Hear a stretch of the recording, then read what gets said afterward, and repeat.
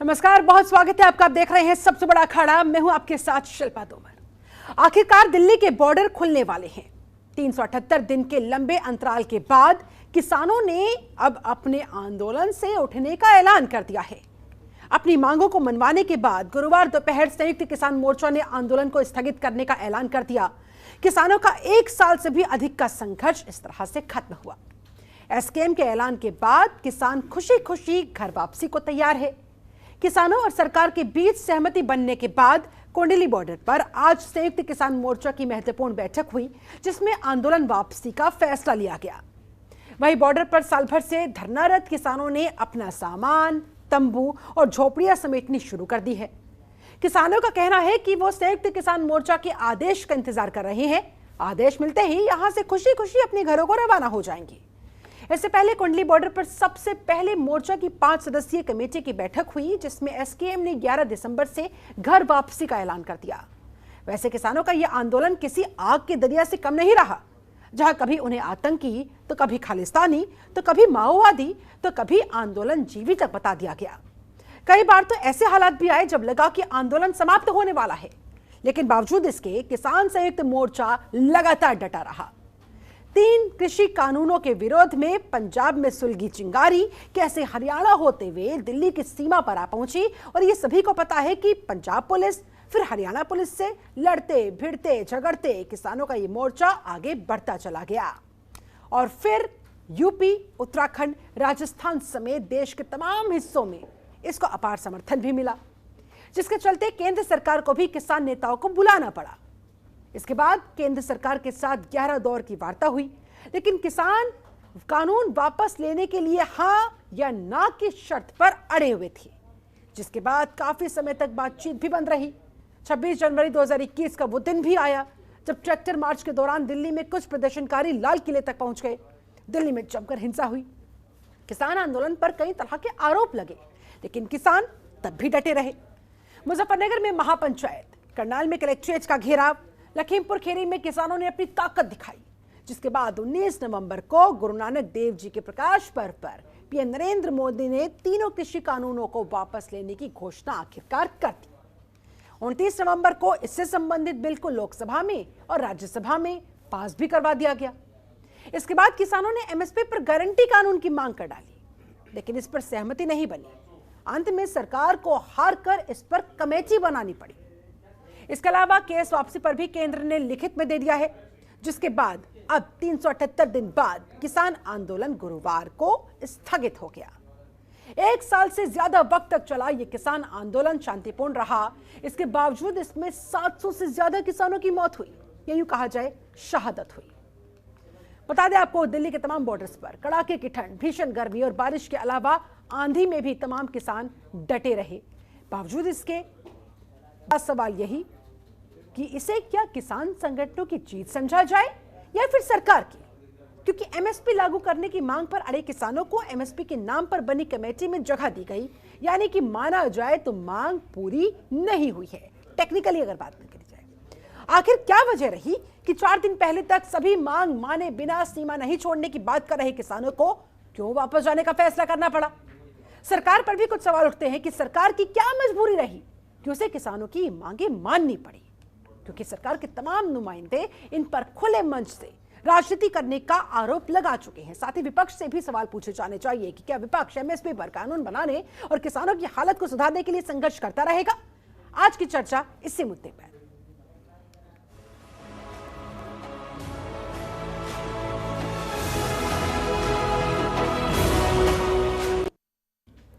तो किसान स्थगित हो गया है और भी बहुत सारे गंभीर सवाल इससे जुड़े हुए खड़े होते हुए, मसलन माने किसान, क्या हुआ समाधान?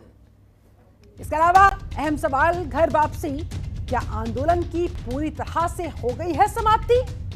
घर वापसी का ऐलान अब धीरे धीरे। अगला बड़ा सवाल ये है कि खुलेंगे बॉर्डर, किसान मोर्चे का ऑर्डर का ही इंतजार, यानी कि इंतजार किया जा रहा है बस एक बार ऑर्डर आ जाए, उसके बाद टेंट, तंबू, जो कुछ भी है सब कुछ, सारा साजो सामान अपना समेट कर घर वापसी करती जाएगी। झुकी सरकार या मोर्चे में हुई तकरार? गंभीर सवाल। एमएसपी पर कमेटी, क्या होगी क्लियरिटी? किसानों का वापसी का सीन, क्या विपक्ष का मुद्दा छीन लिया? क्या विपक्ष हुआ मुद्दाहीन? आज इन्हीं तमाम सवालों के हम जवाब खोजेंगे। हमारे साथ इस समय एक पूरा खास पैनल जुड़ा हुआ है। पैनल का मैं तारुफ आपसे करवा देती हूँ। हमारे साथ बीजेपी नेता अश्विनी शाही जी जुड़े हुए हैं, बहुत बहुत स्वागत करती हूँ सर आपका। हमारे साथ कांग्रेस प्रवक्ता संजय चोकर जी मौजूद है, आपका भी बहुत स्वागत है। संजय राणा जी हमारे साथ जुड़े हुए हैं, प्रवक्ता है बीकेयू भानु के, बहुत स्वागत है स्टूडियो में जुड़े हुए। साहिब सिंह गुर्जर जी मौजूद है हमारे साथ, प्रवक्ता है बीकेयू के, आपका बहुत स्वागत है। प्रोफेसर अमित उपाध्याय राजनीतिक विशेषज्ञ के तौर पर हमारे साथ जुड़े हुए हैं, और राहुल लाल जी भी राजनीतिक विश्लेषक है, ये भी हमारे साथ मौजूद है। आप सभी खास मेहमानों का बहुत बहुत स्वागत करती हूँ। चर्चा की शुरुआत सबसे पहले साहिब सिंह गुर्जर जी आप ही के साथ। आखिरकार आज का वो शुभ दिन आ ही गया। आप लोगों का तकरीबन 1 साल से भी लंबा यह संघर्ष खत्म हुआ, किसान आंदोलन स्थगित कर दिया गया। अब आगे क्या? हमें खुशी है कि हमारा आंदोलन खत्म हुआ है और किसानों की जीत हुई है, लेकिन हमें दुख इस बात का है, काश कि ये जीत हमारी पहले हो जाती। मन की बात मोदी जी पहले सुन लेते, पहले मन की बात नहीं सुनी। पहले इन्होंने अपनी जो मंडली है उसकी मन की बात सुनी।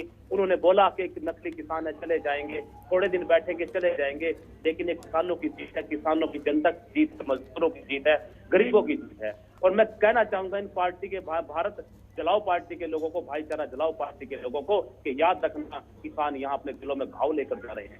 750 किसानों की मौत शहादत हुई है, उनको साथ, उनकी यादों को साथ लेकर जा रहे हैं। हम वो घाव हम भूलेंगे नहीं।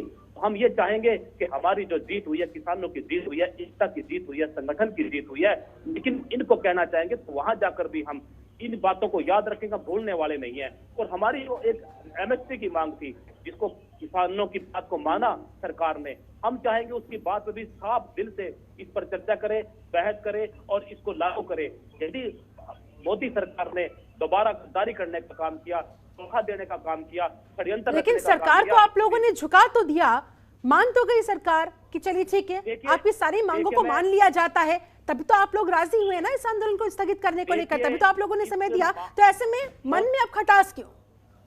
मैं कह रहा हूँ मन में खटास रहेगी। मोदी सरकार मानी है तो किस हालात में मानी है, और ये मानी नहीं है, इसको मनाया गया, इसको झुकाया गया, इनके अहंकार को तोड़ा गया। ये देश के किसान की ताकत थी, आज इस तानाशाही सरकार को झुकना पड़ा। अरे हमारे तो 7.5 किसान चले गए, हजारों करोड़ का हमारा नुकसान हुआ है। लेकिन मैं कहना चाहूंगा देश का किसान सड़कों पर बैठा रहा, 1 साल तक बैठा रहा, गर्मी को सहा, सर्दी को सहा, और आज दूसरी सर्दी आने वाली थी, लेकिन ये वोट की वजह से मानने का काम किया। फिर भी मैं धन्यवाद करना चाहूंगा मोदी सरकार का, लेकिन आखिर एक चेतावनी देना चाहूंगा कि कभी गलती मत करना ये किसानों को। ये मत कहना कि आतंकवादी थे, ये मत कहना कि ये नक्सलवादी थे, ये मत कहना कि नकली किसान। लोगों ने हमें बदनाम करने का काम किया। इनके कुछ संगठन आए थे यहाँ इस मैदान में, वो कहा रहे थे कि हम असली किसान हैं। मैं कहूंगा कि असली किसान कहाँ है, अब लेकर हमारे सामने। देश की जनता को सलाम, देश के किसानों को सलाम, देश के संयुक्त मोर्चा को सलाम। और मैं कहना चाहूंगा कि मोदी सरकार ने काश कि ये काम पहले किया होता तो आज ये इतने हालात देखने ना पड़ते। लेकिन मैं यही कहूंगा कि मेरी बात सुन के जाना, कि मैं बताना चाहूंगा, यहाँ भाजपा के प्रवक्ता बैठे हैं और भी लोग बैठे हैं, और घायल हमारे पांव हैं, घायल हमारे पांव हैं, दिलों में घाव हैं, मिटाएंगे अभी मिलाएंगे मिट्टी में, वोट का खेल कर गाँव है। ये किसान है, जाएगा वोट पे इनको चोट मारेगा। फिर भी कहना चाहूंगा कि याद रखना, मेरे देश के किसान को शहादत जो हुई है उसको बर्बाद नहीं होने दिया जाएगा। एमएसपी की मांग है, और भी मांगे हैं।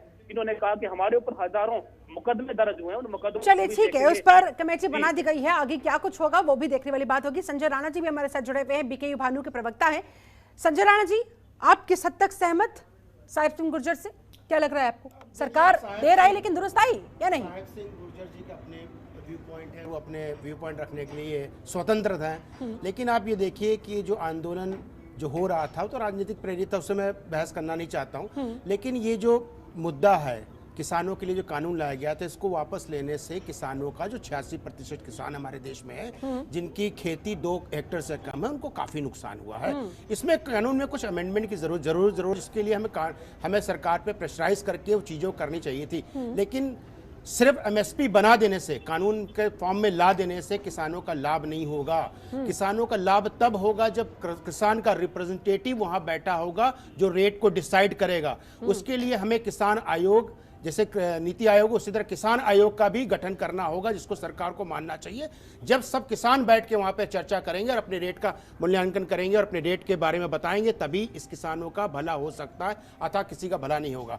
अब ये राजनीतिक चीजें आप बात कर रही थी कि ये जो आंदोलन खत्म हो गया, ये तो खत्म पहले से ही था। ये तो मौके की ताड़ में थे, मौके की तलाश में थे कि किसी तरह कुछ चीज ऐसी हो जाए तो हम वापस चले जाएं और मुंह हमारा काला ना हो। आप देखिए 5 के 5 जो इनके पॉइंट थे, सारे कानून तो पहले ही मान चुकी थी गवर्नमेंट, आज से 10 दिन पहले मानी हुई थी, कोई नई चीज तो है नहीं। कुछ तो स्टेट वो तो काला आपका हुआ है, जिस संगठन से आप बैठे सर, हैं ना, आपका वो पहले काला हो चुका है। सर, आपने गद्दारी सर, की। ठीक है, सर, एक-एक करके please, one by one sir, please, एक-एक करके गुर्जर सबका साहब, अपनी रिमार्क ले लूं, उसके बाद से डिबेट को आगे बढ़ाएंगे। अरे चलिए ठीक है सर, आपकी बात आ गई है, ठीक है सर, आपस में लड़ने का कोई फायदा आप नहीं बोल है। लें, बात फिर आगे हम बहुत बोल बढ़ लेंगे। चुकी है। आप बोल ठीक है। लीजिए, राहुल फिर हम लाल बोल जी भी लेंगे। हमारे साथ जुड़े हुए हैं, राजनीतिक विश्लेषक है।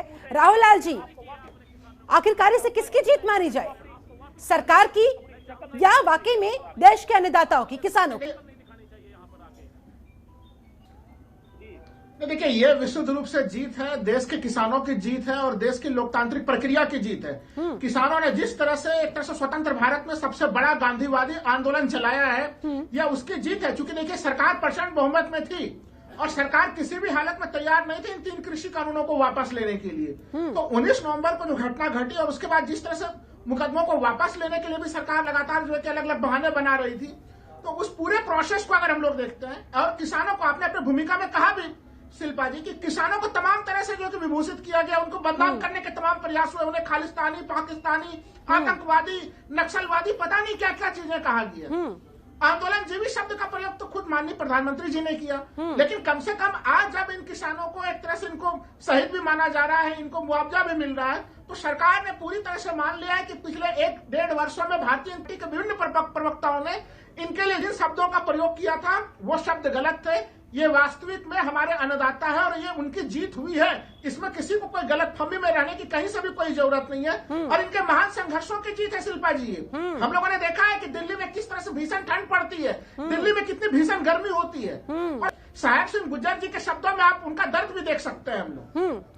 संजय चौकर जी भी हमारे साथ मौजूद हैं। संजय जी, आप लोगों के लिए भी आज खुशी का दिन, क्योंकि आप लोग तो कह रहे थे ना हम हर कदम पर किसानों के साथ खड़े हुए हैं। आज किसान खुश है, क्या विपक्ष खुश है?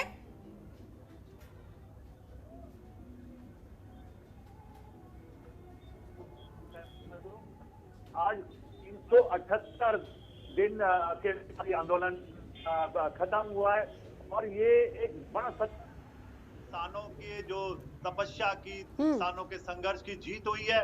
और ये एक बड़ा मैसेज किसानों ने दिया है इस लोकतंत्र में कि कोई भी अगर तानाशाही सरकार किसी भी बात को अगर इस तरह से जबरदस्ती किसी को बिल को लेके आएगी तो इसी तरह मुंह तोड़ जवाब दिया जाएगा। ये आज किसानों की जीत हुई है और ये मोदी सरकार की और बीजेपी के जो इनके जो व्यापारी जो मित्र थे उनकी हार हुई है। मैं इनको सलाम करता हूं किसान संघर्ष को, इन्होंने बहुत मजबूती के साथ, मुझे लगता है पूरे वर्ल्ड में इससे बड़ा आंदोलन कभी नहीं हुआ और ये बड़ी लोकतंत्र की जीत है। ये बड़ी लोकतंत्र की जीत बताई जा रही है विपक्ष की तरफ से। विपक्ष भी काफी खुश नजर आ रहा है। प्रोफेसर अमित उपाध्याय, आप किसानों के इस आंदोलन को किस तरह से देख रहे हैं? अब जो स्थगित हो गया है, हालांकि किसानों ने कहा है कि खत्म नहीं हुआ, स्थगित किया है, हर महीने हम समीक्षा करते रहेंगे, अगर कुछ भी गड़बड़ सरकार ने करने की कोशिश की तो दोबारा आंदोलन पर बैठ जाएंगे।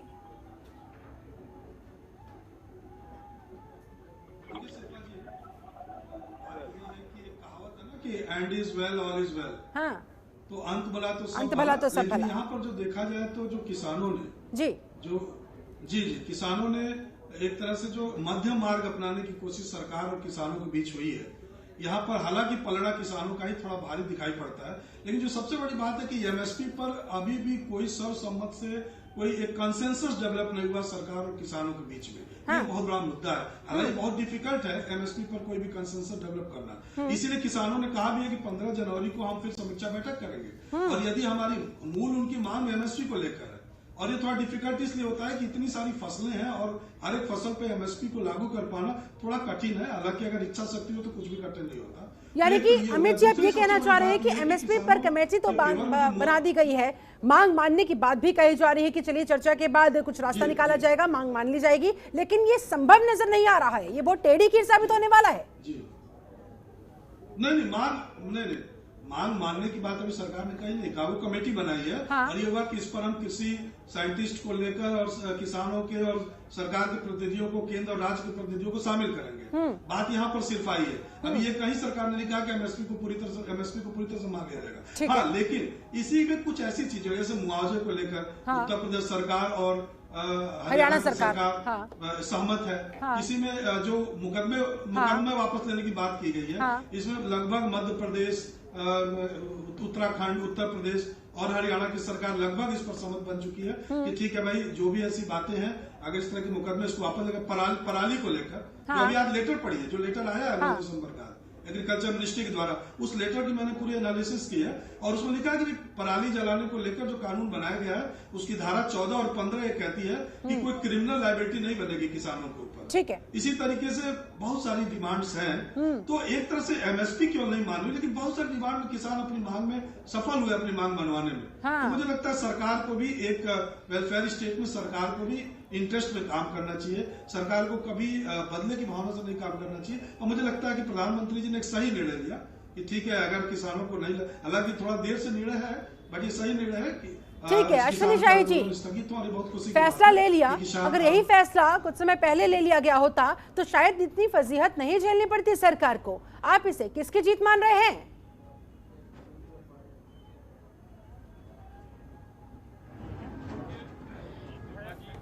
ये न किसी की जीत है न किसी की हार है, ये देशवासियों के लिए एक देश के मुखिया का लिया हुआ फैसला है और मैं धन्यवाद देता हूं किसान नेताओं को, जिनके इस फैसले से हर दिल्ली के गले को जो है दबाया गया था, आज दिल्ली ने खुलकर सांस लिया।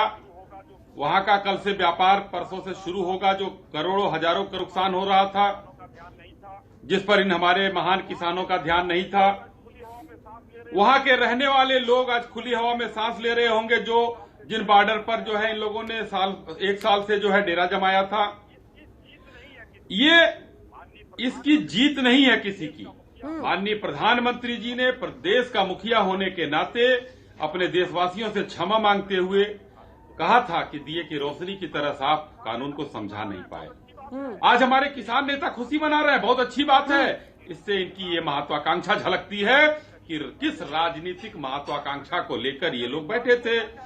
आज अगर इस बात को न कहते कि हमारी जीत है, ये कहते कि हाँ चलिए हमने अपनी मांग को मना लिया, हमने सरकार ने हमारी मांग ली। एक अभी हमारे गुजर जी हमारे नेता यहाँ बैठे, उन्होंने 3 बातें कही। पहला उन्होंने कहा ये हमारी जीत है।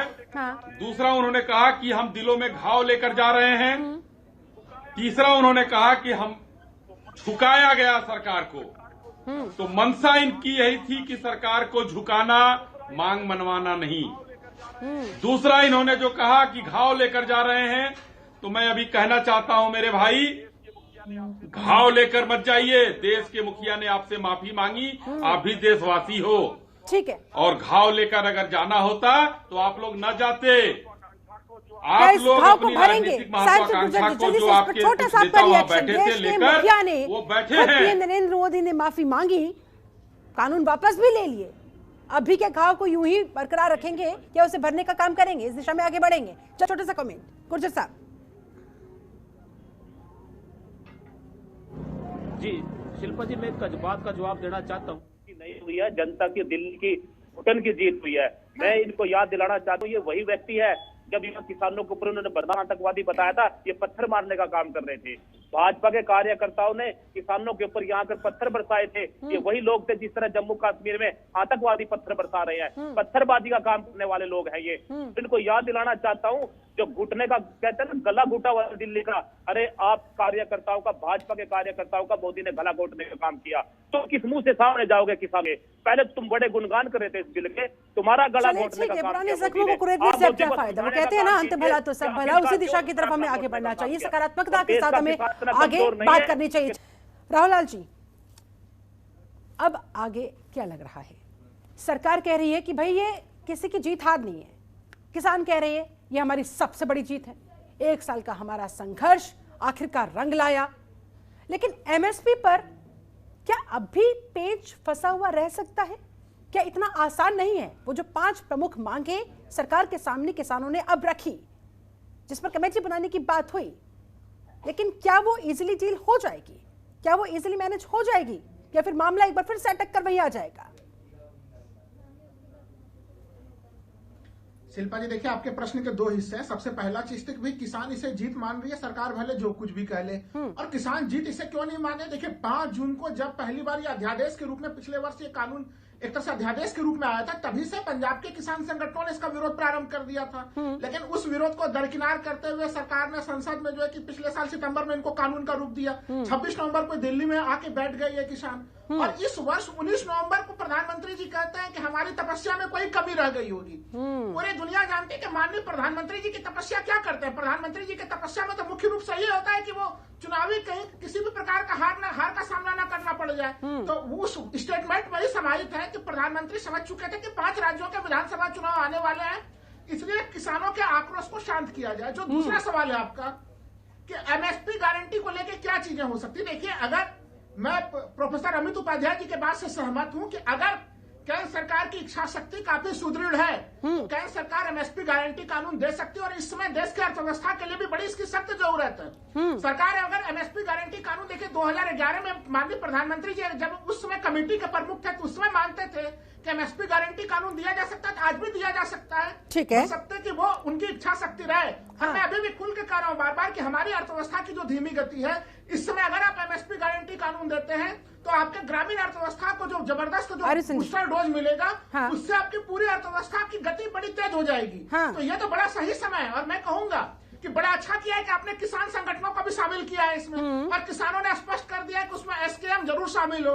तो उनके साथ वार्तालाप करके सरकार कानून बनाए, तो इससे अच्छा लोकतंत्र में कुछ भी नहीं हो सकता। सरकार चाहे तो समाधान निकल सकता है इसका, अगर इच्छा शक्ति हो, अगर मंशा हो। संजय जी, आप लोगों की एमएसपी पर क्या डिमांड है? देखिए 5 जो मांगे किसान यूनियन ने रखी है, 4 पे तो हमें नहीं लगता कोई प्रॉब्लम है, ना हो सकती है, क्योंकि वो हमसे माना जा सकता है। समस्या है एमएसपी पे। अगर आप एमएसपी को गहन अध्ययन करेंगे तो आपको समझ में आएगा कि एमएसपी लागू करना सरकार के लिए, इसको मैं 2 पक्षों में रखना चाहता हूं, सरकार का पक्ष और हमारा पक्ष। सरकार के लिए अति मुश्किल काम है, इतना आसान नहीं जितना हमारे राजनीतिक विशेषज्ञ बोल रहे हैं। हमारी देश की इकोनॉमी है 16 लाख करोड़ की, अगर सारा का सारा चीज अगर एमएसपी पे अगर सरकार खरीदती है तो 17 लाख करोड़ रुपए का खर्चा आता है। आपको समझने की जरूरत है कि ये इतना इजी नहीं है। लेकिन अगर एमएसपी लागू, और कितने लोग एमएसपी पे खरीदते हैं, लाभ उठाते हैं? सिर्फ 6%। आपको समझना होगा। अरे मान्यवर लाल साहब स्टेटिक्स में दे दूंगा। Late me finish my point sir, late me finish my point sir. वो कह रहे हैं आंकड़ा कहां से आया है सर मैं आपकी पॉइंट पे आऊंगा। Let me finish, then you can counter my point. ठीक है सर, अब आते हैं कि क्या 94% किसान नहीं है, उनको लाभ नहीं मिलना चाहिए? क्यों नहीं मिलना चाहिए? अरे भाई एमएसपी लाओ, लेकिन उसका एक तरीका होना चाहिए। सिर्फ एमएसपी तो क्लियर कर दीजिए ना संजय जी, यही तो मांग है कि सबको मिले, 100% किसानों को मिले, मांग ही यही है। भाई साहब आप ये बता दीजिए कि इस एमएसपी पे कितने किसान की खरीदारी होती है? ओनली 6%। जो बड़े किसान हैं उनको ही लाभ मिलता है, छोटे किसानों को नहीं मिलता। जिनकी, अरे मान्यवर और सुन लीजिए लाल साहब जिनकी खेती नहीं, आपको समझ नहीं आ रहा सर। अगर गेहूं की लागत, गेहूं की एमएसपी अगर 2000 रुपया है, आप समझते हैं छोटा किसान जिसके 2 बीघा खेत है 4000 में खुश हो जाएगा? वो कह रहे हैं कि हाँ ठीक है आपकी बात कि 6% किसानों को मिल रहा है, लेकिन ये लोग चाहते हैं कि सभी किसानों को क्यों नहीं, और इसलिए इनकी लड़ाई है। सभी किसानों, ये एमएसपी अगर ठीक है सर, सबकी जो डिमांड है अच्छी बात, हम भी चाहते हैं एमएसपी लागू हो, लेकिन इसका लाभ सिर्फ 6% या 10% किसानों को, जो बड़े हैं, जिनकी जोत 2 हेक्टेयर के ऊपर है, जिनकी जोत 2 हेक्टेयर से कम है, उनको लाभ नहीं होगा। इसी व्यवस्था को बदलने की बात चल रही है। ये जो आंदोलन है इसी व्यवस्था को बदलने की बात चल रही है। ये अगर ये व्यवस्था को बदलना, आप क्यों ये हमेशा मान लेते हैं, 1 सेकंड, आप हमेशा ये क्यों मान लेते हैं कि सरकार, जब भी एमएसपी गारंटी होगा सारा कुछ सरकारी खरीदेगी। यही मैं भी इस पॉइंट पे आने वाला था कि ये सुनिश्चित कौन करेगा कि कैसे खरीदारी होगी। एक एग्जाम्पल और देते हैं मैं लाल साहब के लिए। आपको पता कृषि बीमा कानून है, लेकिन आपको पता है कि कितने लोगों को बीमा मिला? 0.1%। और कौन सी कंपनी प्रोवाइड करती है? बजाज प्राइवेट कंपनी प्रोवाइड करती है। अगर ये बीमा एमएसपी लागू हो जाएगा तो सारे किसानों को बीमा मिलेगा। अंबानी की कंपनी भी है उसमें शामिल। सर अंबानी की कोई कंपनी नहीं है, कृपया करके आप डेटा पॉइंट लेके आया करिए, फिर बहस क्या करिए। सिर्फ बजाज एलायंस कंपनी है जो इंश्योरेंस प्रोवाइड करती है। आज के दिन में बीमा। अलग अलग तर्क है, अलग अलग राय है। प्रोफेसर अमित उपाध्याय, आपका विश्लेषण इस पर क्या कहता है? किस चीज की आवश्यकता है और क्या वो प्रैक्टिकल है जो मांग यहाँ पर किसानों की तरफ से की जा रही है, जिस गारंटी की मांग की जा रही है, सरकार अगर चाहे तो दे सकती है, और ये कितना प्रैक्टिकल माना जाए?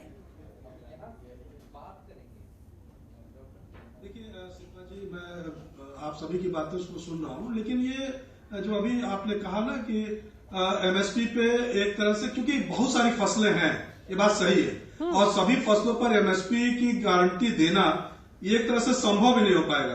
तो इसका एक समाधान ये है कि कुछ महत्वपूर्ण फसलों पर, जो हमारी प्रमुख फसलें हैं जैसे गेहूं है, चावल है या तिलहन है, इन चीजों पर एमएसपी की गारंटी सरकार दे सकती है। दूसरा ये है कि कोई भी ऐसे आंकड़े, मैं भी अभी तक मैंने, हो सकता है मुझसे अध्ययन में छूटा हो, लेकिन मैंने ये नहीं पढ़ा कि 17 लाख करोड़ का एक व्यय सीधा सीधा सरकार पे पड़ेगा।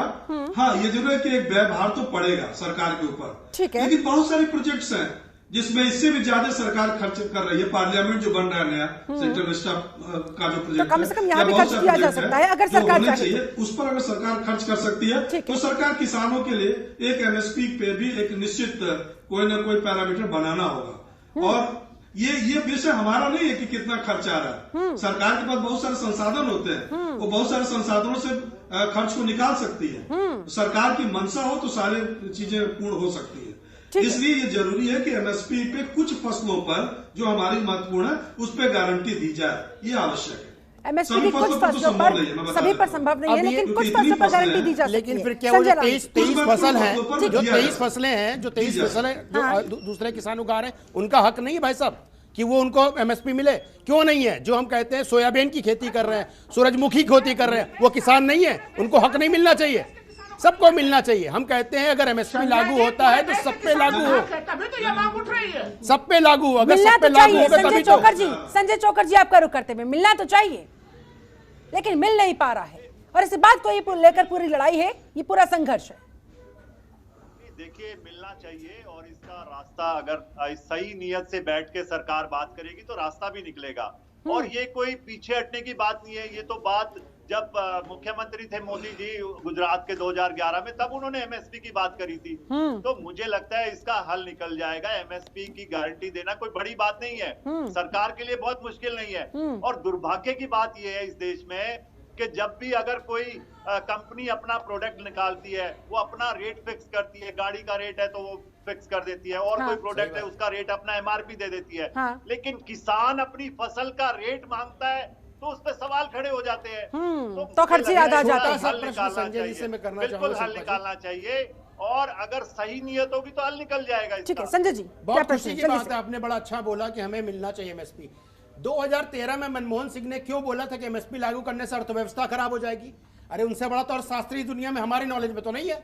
अब अपने आपके नेता जब सत्ता में रहते हैं कुछ और बोलते हैं, विपक्ष में रहते हैं तो कुछ और बोलते हैं।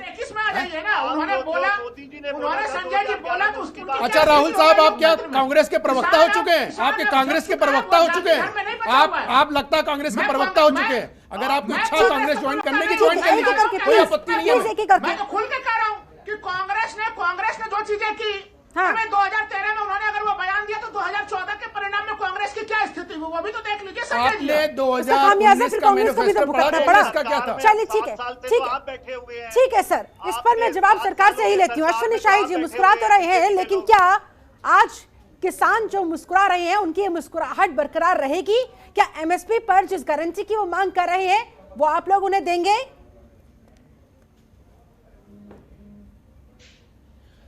शिल्पा जी देखिए, बहुत 2-3 बातें कहनी है मुझे, थोड़ा सा समय दीजिएगा। अभी एक राहुल जी को मैं कहना चाह रहा था, तब तक संजय जी ने कह दिया कि 2011 में अगर दे दिए होते तो अर्थव्यवस्था की गति और बढ़ गई होती, लेकिन 2013 में मनमोहन सिंह ने ये बोल दिया, तो चलिए अब संजय जी ने उसको कह दिया, उसका पटाक्षेप हो गया। दूसरा मैं कहना चाहूंगा कि आज चलिए सरकार झुक गई, किसान भाइयों की जीत मान लेते हैं हम, तो आज कम से कम जो किसान भाई हमसे नाराज थे, सरकार से नाराज थे और कलकत्ता तक चले गए थे कि इनको भाजपा को हराओ, तो अगर आज सरकार ने उनको खुश कर दिया है तो वो चीज को कम से कम 3 काम उनको करना चाहिए।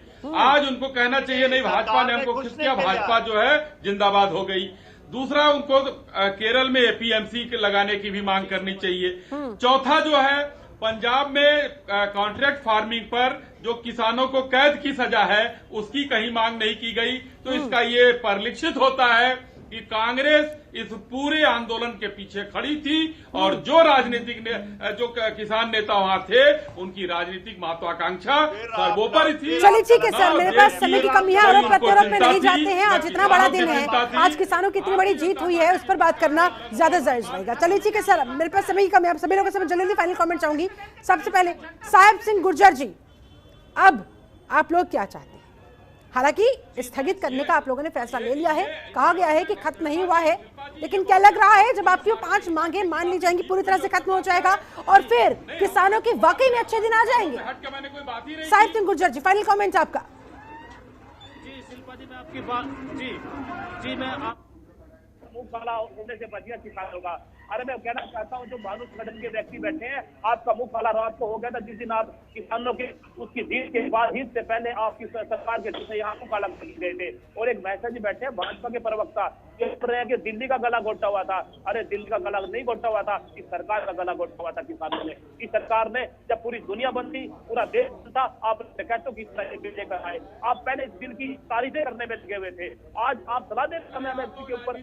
एमएसपी हमारा अधिकार है, हम लेके रहेंगे और आपकी सलाह की जरूरत नहीं है। और आप तो पत्थरबाजी में शामिल थे, याद करिए। ठीक है, एमएसपी आपका अधिकार है, आप लेके रहेंगे, ठीक है। फिलहाल आपने सरकार को वक्त दिया है, सरकार क्या करती है उस पर देखने वाली बात होगी। संजय राणा जी, आपका फाइनल कमेंट। संजय चौकर जी, उसके बाद में आ रही हूं, जल्दी से, समय की कमी है। मैं 2 चीज का आह्वान करता हूं और डिमांड करता हूं। एक तो एमएसपी सारे फसलों पे हो, जो भी इस देश में पैदा की जाती हो, नंबर 1। दूसरा, किसान आयोग बने जहां का रिप्रेजेंटेटिव किसान हो। ठीक है, संजय चौकर जी, आपका फाइनल कमेंट। ये कोई फैसला इसलिए राष्ट्रीय हित में नहीं लिया गया है, ये इनका इलाज किया है। 29 में से 22 सीटें आ रही हैं बाई इलेक्शन में, मजबूरी में ये फैसला लिया गया है। आने वाले दिनों में देखते हैं, दोनों चीजें तब हुई, पेट्रोल और डीजल का रेट तब कम हुआ जब चुनाव का रिजल्ट आया, और ये किसान कानून तब वापस लिया जब ये रिजल्ट आया। और ये 5 स्टेटों के चुनाव आ रहे हैं, लोग आने वाले दिनों में 5 स्टेटों में बुरी तरह से बीजेपी को, यानी कि आपके मुताबिक अगर चुनाव ना होता तो किसानों की आगे सरकार कतई ना झुकती और ये कानून भी वापस झंडे गाड़ देती। उत्तर प्रदेश में 6.25% से 60% आपका वोट हो जाता है। अरे आप आने वाले दिनों में देखना क्या हालत होने वाली है, किसानों की ताकत जिस तरीके से आपने देश के लोगों के साथ किया है। चलिए ठीक है, राहुल लाल जी, अब आगे क्या उम्मीद है? जो किसानों ने कहा वो मोटे तौर पर मान लिया गया, अब क्या किसानों के वाकई में बहुत अच्छे दिन आ जाएंगे, ये उम्मीद लगाई जाए? किसानों के तो जब से राहुल लाल जी, भारत चलाओ पार्टी के फाइनल कमेंट। किसानों के पूरे दिन आ गए थे, जब तक पूरे दिन रहेंगे, जब ये लोग सत्ता में बैठे रहेंगे। अरे ये तो मुखबरी क्या ठीक है, गुर्जर साहब, एक सेकंड, राहुल लाल जी को अपनी बात कहने दीजिए, उसके बाद मैं आती हूँ आपके पास। देश का किसान आज बड़ा दुखी महसूस कर रहा है, वो अविश्वास की खाई दूर हुई है, और यहाँ पे जो अश्विनी शाही जी जैसे लोग हैं उनकी भूमिका बनती है। मुखबरी करने वाले लोग सत्ता में बैठे हुए हैं, सरकार नहीं किसानों को गद्दार लोग हैं, तो वो भी अब किसानों के ऊपर आरोप प्रत्यारोप करने की स्थितियां बंद करें। किसानों ने बड़ी जबरदस्त मेहनत और तपस्या के बाद ये फल पाया, किसानों की अंत भला तो सब भला। चलिए ठीक है, प्रोफेसर अमित उपाध्याय, लग रहा है आपको अंत भला तो सब भला आगे भी कौन रहेगा? अमित उपाध्याय जी, देखिए ऐसा है कि मैं 2-3 पॉइंट बस कहकर अपनी बात समाप्त कर। बताइए सर। जी, मेरा कहना यह है कि इसमें झुकने झुकाने का प्रश्न नहीं है ना, क्योंकि सरकार पेरेंट्स की तरह होती है, माता पिता की तरह होती है। सरकार को हमेशा अपने जनता के इंटरेस्ट में काम करना चाहिए। तो सबसे बड़ा मुद्दा एमएसपी का ही है। अगर ये सॉल्व हो जाएगा तभी ये माना जाएगा कि जीत और हार, और जीत हार वाली बात नहीं। खबरों के निष्पक्ष विश्लेषण के लिए सब्सक्राइब करें जनतंत्र TV and press the bell icon. Never miss any update.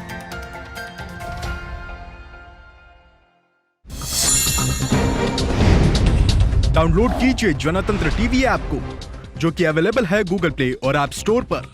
अधिक जानकारी के लिए अभी डाउनलोड करें।